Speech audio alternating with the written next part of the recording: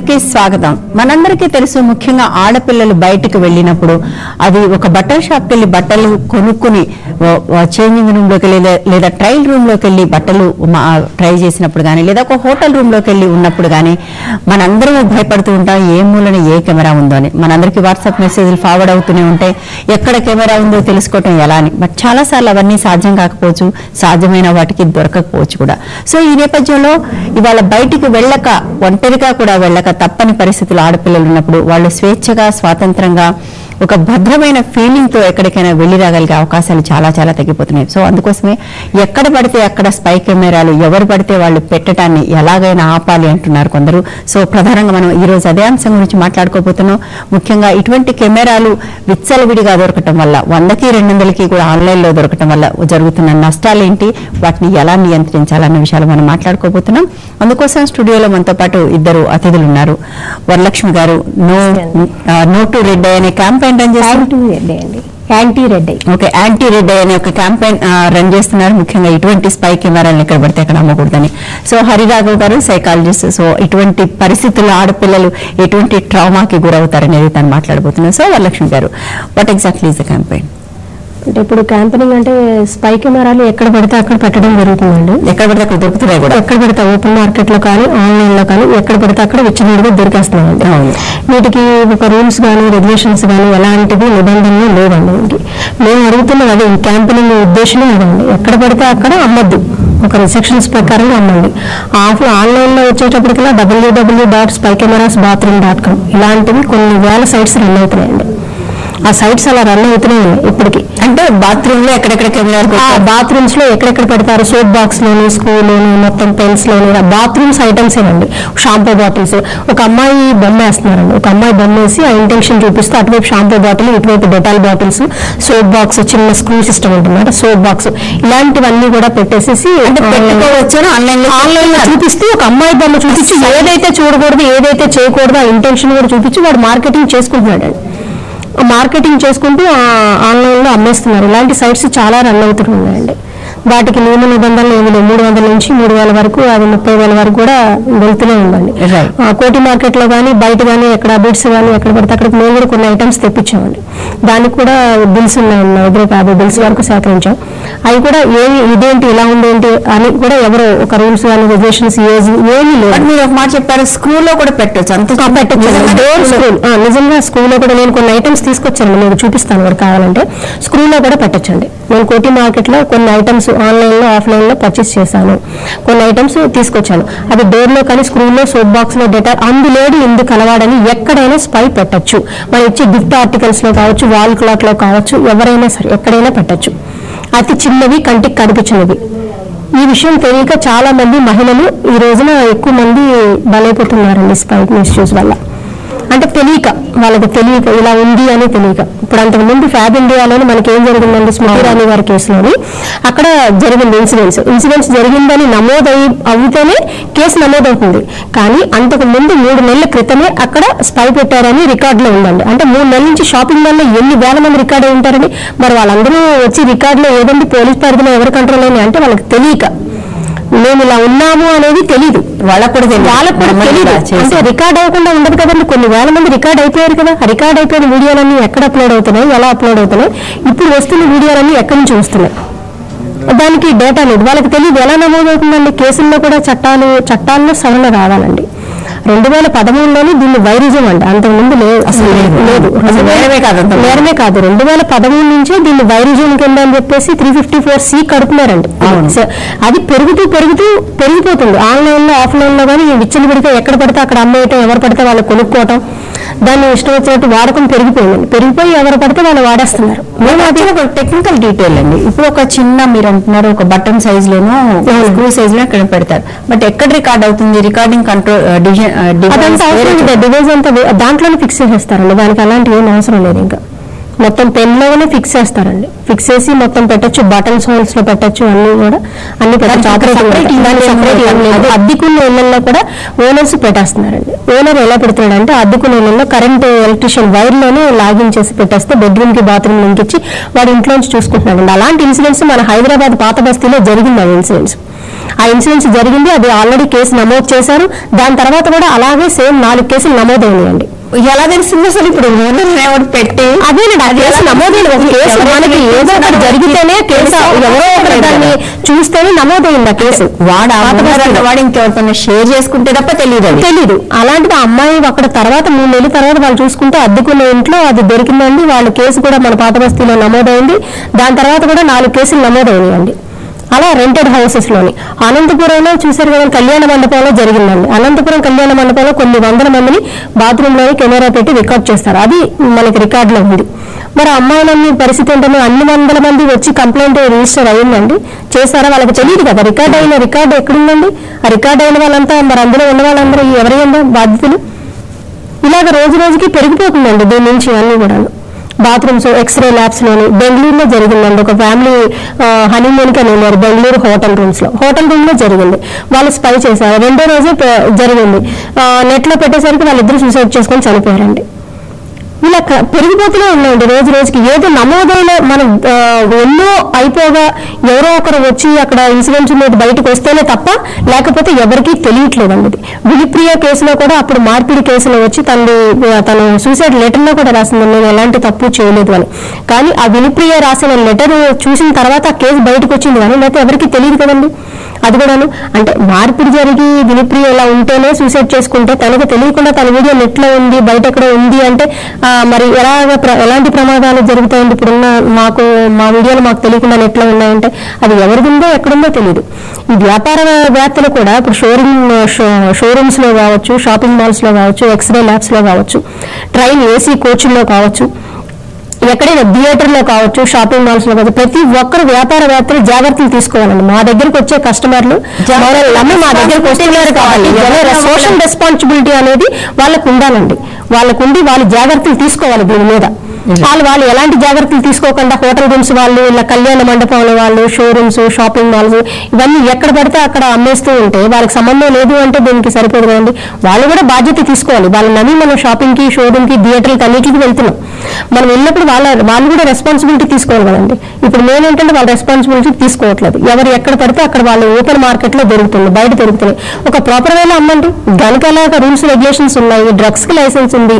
ఒక లిక్కర్ కి age limit పెట్టారు. ఆఖరికి ప్రాణాలు కాపాడే మెడిసిన్స్ కూడా ఉన్నాయండి. ఒకప్పుడు స్లీపింగ్ పిల్స్ 30 టాబ్లెట్స్ కొనాలంటే ఫ్రీగా దొరికేవి. ఇప్పుడు ఒక డాక్టర్ ప్రిస్క్రిప్షన్ నుండి ఒక టాబ్లెట్ అయితేనే మార్కెట్ లో ఇస్తున్నారు. అది కొంచెం తగ్గింది. అలాగే ఒక ప్రాపర్ వేలో అమ్మండి. ఎవరికి అమ్ముతున్నారు, దేనికి అమ్ముతున్నారు, ఎందుకు అమ్ముతున్నారు, రికార్డు ఉండాలి కదండి. అనేది ఇంత టెక్నాలజీ పెరుగుతున్న కొద్దీ ఇది కూడా క్రైమ్ కూడా పెరుగుతుంది కదండి. మరి దీని గురించి కూడా ప్రభుత్వం దృష్టి సాగించాలని అనుకుంటున్నాను. దీని మీద నేను హైకోర్టులో పిల్ కూడా వేయటం జరిగిందండి. Right, I just come back అండి. సో హరి గారు, నిజానికి వాళ్ళ ఆడపిల్లలు బయటకు వెళ్ళడానికి భయపడే పరిస్థితిని మనందరం చూస్తున్నాం.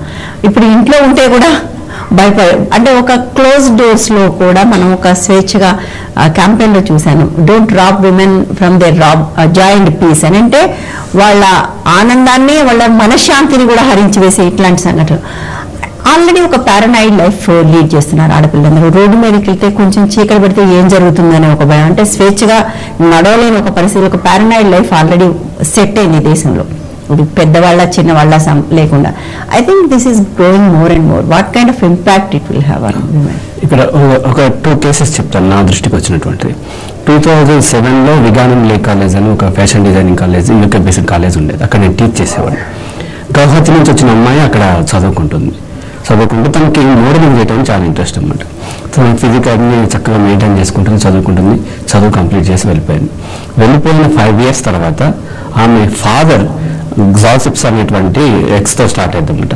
అనేటువంటి వెబ్సైట్లో ఈమె ఫోటో కనిపించింది. ఎక్కడో షాపింగ్ మాల్లో ఈమె ఉండగా ఇది తీసి మార్ఫింగ్ అంటే ఫేస్ మార్చలేదు, ఈమెకు ఉన్నటువంటి బాడీ షేప్స్ని ఇంకొద్ది ఇంక్రీజ్ చేసి పెట్టేసేసి కింద అన్ని వల్గర్ కామెంట్స్ అనమాట. దాదాపు 100 వల్గర్ కామెంట్స్. అది చూసిన ఫాదర్ అతనికి ఏంటో అర్థం కాలేదు, ఈ కామెంట్స్ ఏంటో అర్థం కాలేదు. ఈమెకి చెప్పి తెలుగులో అన్ని చదివి ఒక్కసారిగా ప్యానిక్ గురయ్యారు. అప్పటి నుంచి ఆ అమ్మాయి ఎంత దారుణంగా భయపడుతుందంటే ఆమె కెరీర్లో సక్సెస్ కాలేకపోతుంది, ఎక్కడికి వెళ్ళి భయపడుతుంది. నేను కన్సల్ట్ చేస్తే నేను ఆన్లైన్ కౌన్సిలింగ్ ఇస్తుంటాను, ఫోన్లో కౌన్సిలింగ్ ఇస్తూ ఉంటాను. ఇప్పుడు ఆమె ఎక్కడికి వెళ్ళినా సరే వెంటనే ఆ రూమ్కి ఉన్నటువంటి చుట్టూ అన్ని వాల్స్ ఫోటో తీసి వాట్సాప్ నేను పంపిస్తాను, సీలింగ్తో సహా అన్ని పంపిస్తాను. ఇందులో ఏం లేవు, నువ్వేం భయపడకు అంటే గాలి పీల్చుకోవటం అనేది మర్చిపోయింది.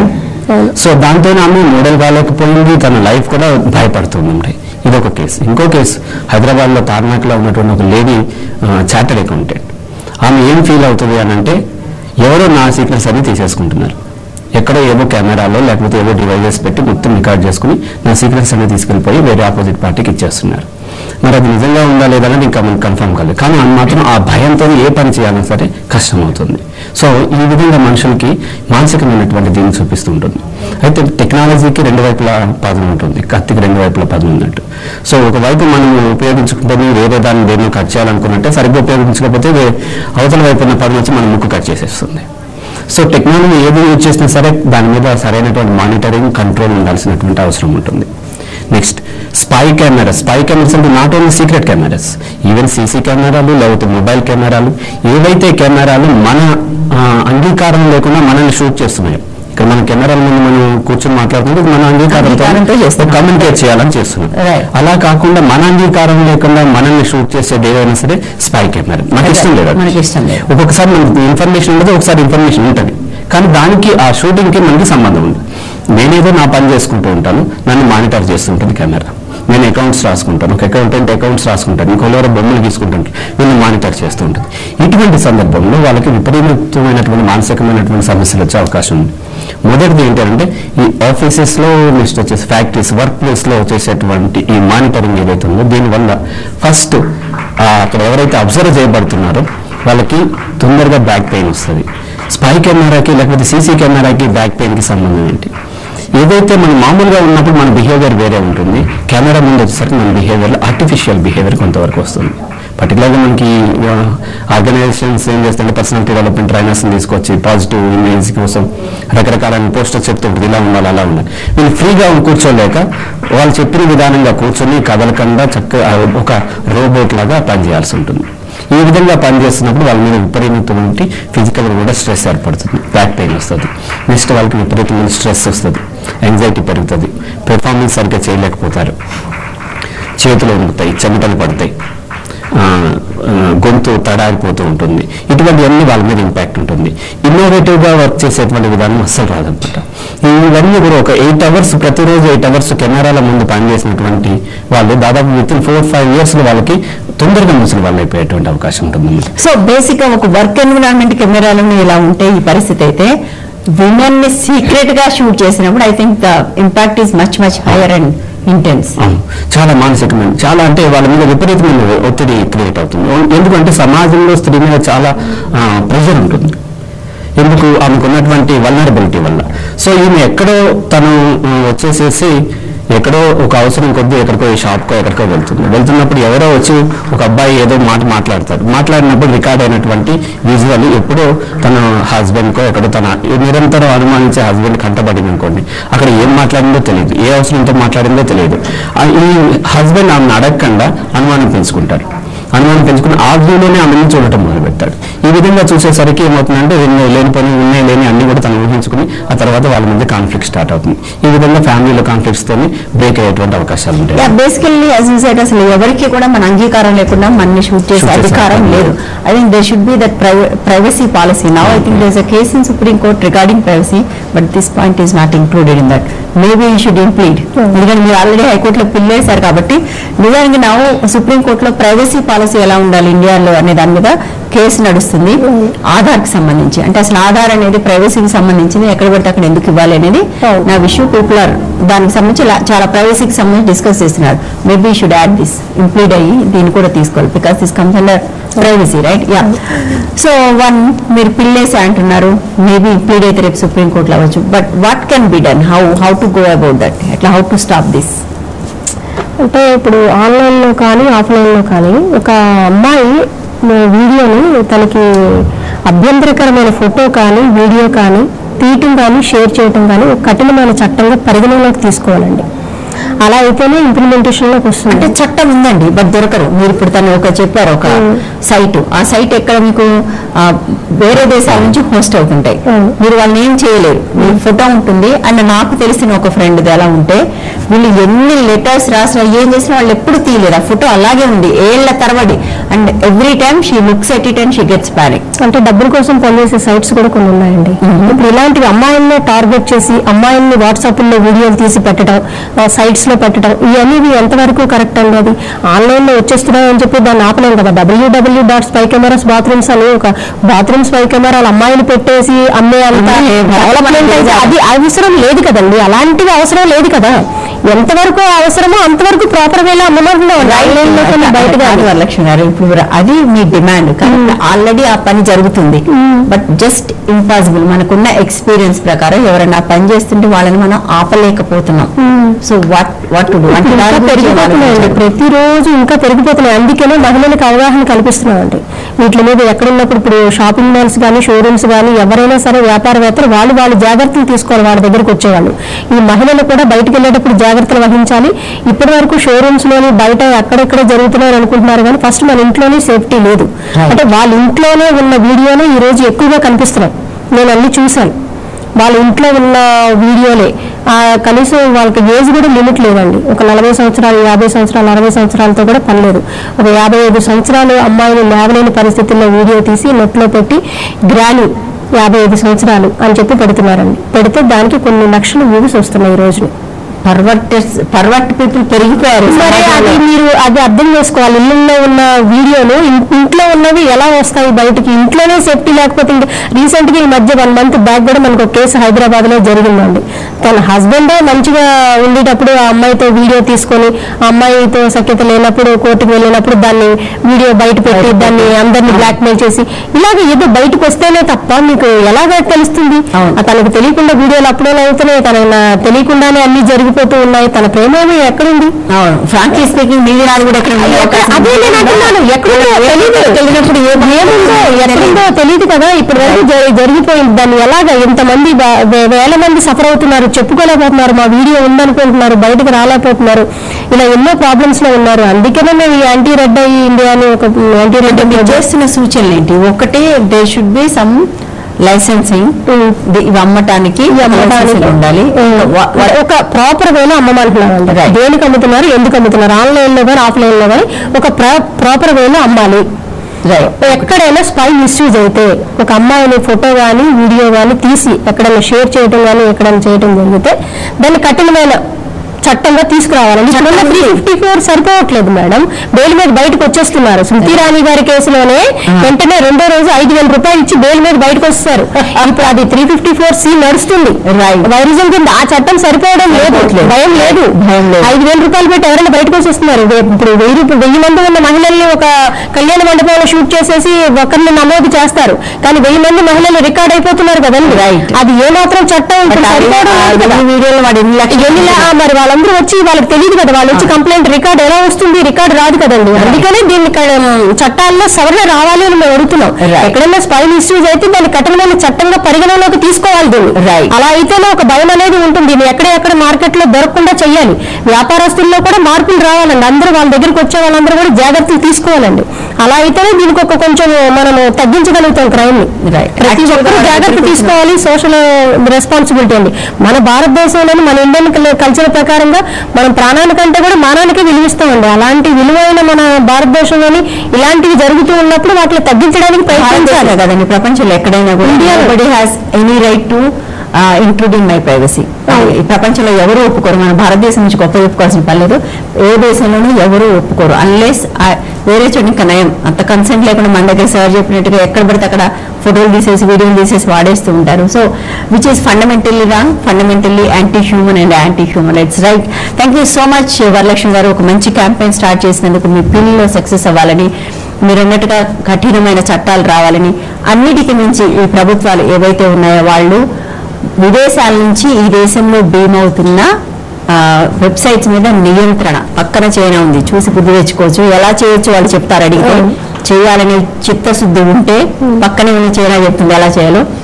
సో చేయాలని మనందరం కోరుకున్నాం. Thank you so much Varalakshmi garu, thank you so much Hari garu. ఇది వాళ్ళ హెల్ప్ లైన్. రేపు మరో అంశంతో మళ్ళీ కలుద్దాం. Stay tune to Vanitha TV.